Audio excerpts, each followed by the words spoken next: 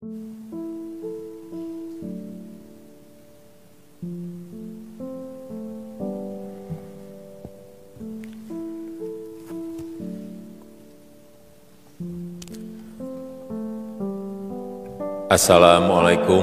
warahmatullahi wabarakatuh. Bapak, Ibu, saudara-saudara sebangsa setanah air, pagi tadi saya telah memimpin rapat terbatas secara virtual tentang Undang-Undang Cipta Kerja bersama jajaran pemerintah dan para gubernur. Dalam undang-undang tersebut terdapat 11 klaster yang secara umum bertujuan untuk melakukan reformasi struktural dan mempercepat transformasi ekonomi. Adapun klaster tersebut adalah urusan penyederhanaan perizinan, urusan persyaratan investasi, urusan ketenagakerjaan, urusan pengadaan lahan, urusan kemudahan berusaha, urusan dukungan riset dan inovasi, urusan administrasi pemerintahan, urusan pengenaan sanksi, urusan kemudahan pemberdayaan dan perlindungan UMKM, urusan investasi dan proyek pemerintah, serta urusan kawasan ekonomi. Dalam rapat terbatas tersebut, saya tegaskan mengapa kita membutuhkan Undang-Undang Cipta Kerja. Pertama, setiap tahun ada sekitar 2,9 juta penduduk usia kerja baru, anak muda yang masuk ke pasar kerja, sehingga kebutuhan atas lapangan kerja baru sangat-sangat mendesak. Apalagi di tengah pandemi, terdapat kurang lebih 6,9 juta pengangguran dan 3,5 juta pekerja terdampak pandemi COVID-19.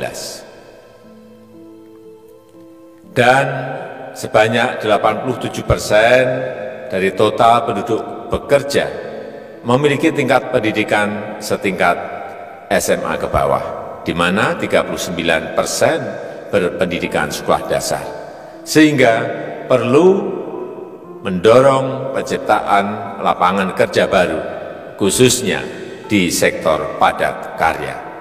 Jadi, Undang-Undang Cipta Kerja bertujuan untuk menyediakan lapangan kerja sebanyak-banyaknya bagi para pencari kerja serta para pengangguran.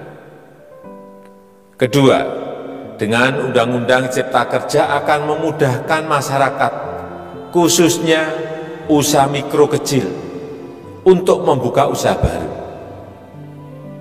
Regulasi yang tumpang tindih dan prosedur yang rumit dipangkas.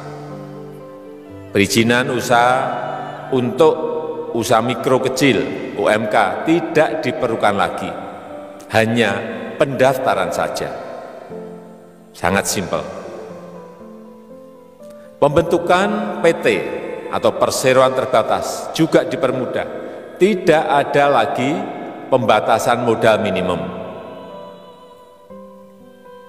Pembentukan koperasi juga dipermudah. Jumlahnya hanya 9 orang saja. Koperasi sudah bisa dibentuk. Kita harapkan akan semakin banyak koperasi-koperasi di tanah air. UMK, usaha mikro kecil yang bergerak di sektor makanan dan minuman, sertifikasi halalnya dibiayai pemerintah, artinya gratis. Izin kapal nelayan penangkap ikan misalnya, hanya ke unit kerja Kementerian KKP saja. Kalau sebelumnya harus mengajukan ke Kementerian KKP, Kementerian Perhubungan, dan instansi-instansi yang lain, sekarang ini cukup dari unit di Kementerian KKP saja. Ketiga, Undang-Undang Cipta Kerja ini akan mendukung upaya pencegahan dan pemberantasan korupsi. Ini jelas karena dengan menyederhanakan, dengan memotong, dengan mengintegrasikan ke dalam sistem perizinan secara elektronik, maka pungutan liar, pungli dapat dihilangkan. Namun, Saya melihat adanya unjuk rasa penolakan Undang-Undang Cipta Kerja yang pada dasarnya dilatar belakangi oleh disinformasi mengenai substansi dari undang-undang ini dan hoax di media sosial.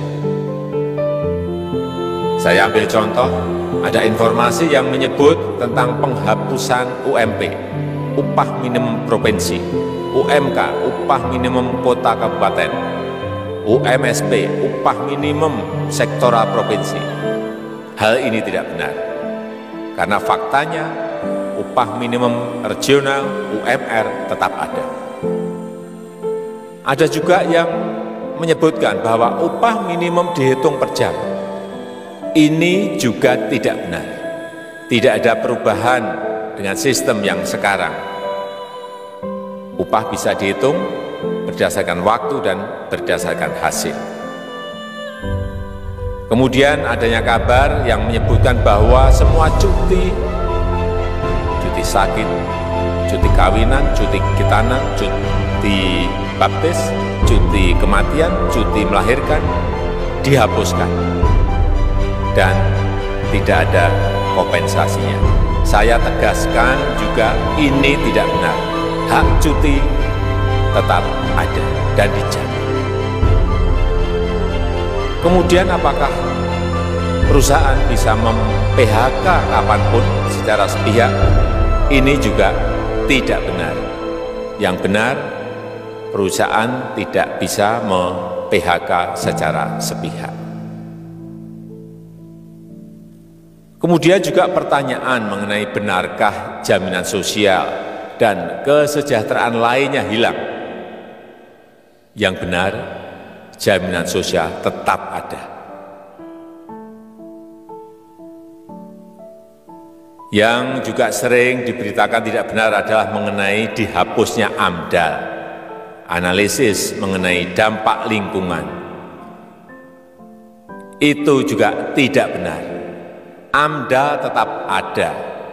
Bagi industri besar harus studi AMDAL yang ketat, tetapi bagi UMKM lebih ditekankan pada pendampingan dan pengawasan. Ada juga berita mengenai Undang-Undang Cipta Kerja ini mendorong komersialisasi pendidikan. Ini juga tidak benar. Karena yang diatur hanyalah pendidikan formal di kawasan ekonomi khusus, di KEK. Sedangkan perizinan pendidikan tidak diatur di dalam Undang-Undang Cipta Kerja ini. Apalagi perizinan untuk pendidikan di pondok pesantren. Itu tidak diatur sama sekali dalam Undang-Undang Cipta Kerja ini. Dan aturannya yang selama ini ada tetap berlaku. Kemudian diberitakan bahwa keberadaan bank tanah. Bank tanah ini diperlukan untuk menjamin kepentingan umum, kepentingan sosial, kepentingan pembangunan nasional, pemerataan ekonomi, dan konsolidasi lahan serta reforma agraria.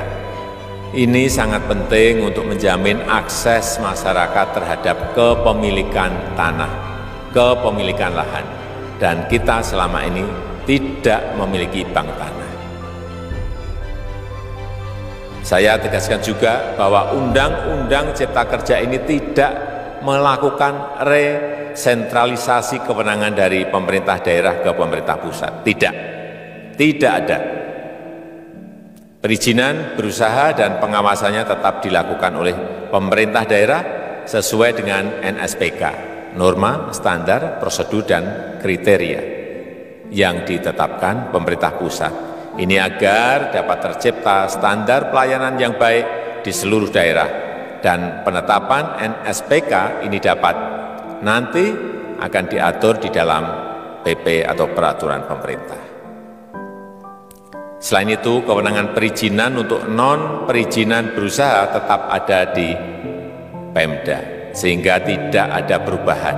Bahkan kita melakukan penyederhanaan, melakukan standarisasi jenis dan prosedur berusaha di daerah.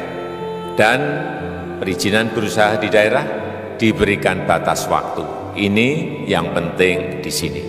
Jadi ada Service Level of Agreement.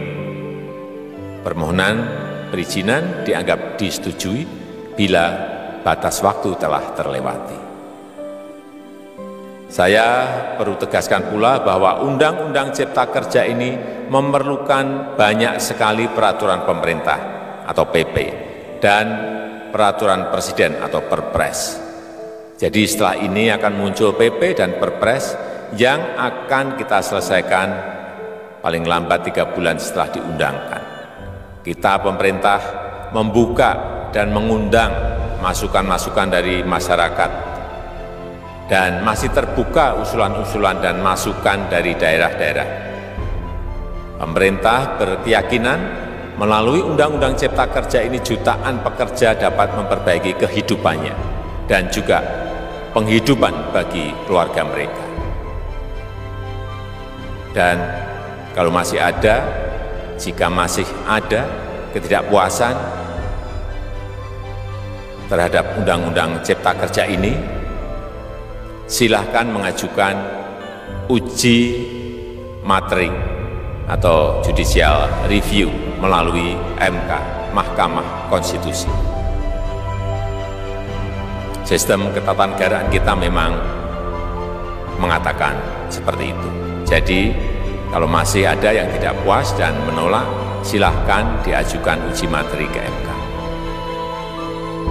Saya rasa itu yang bisa saya sampaikan pada kesempatan yang baik ini. Terima kasih. Wassalamualaikum warahmatullahi wabarakatuh.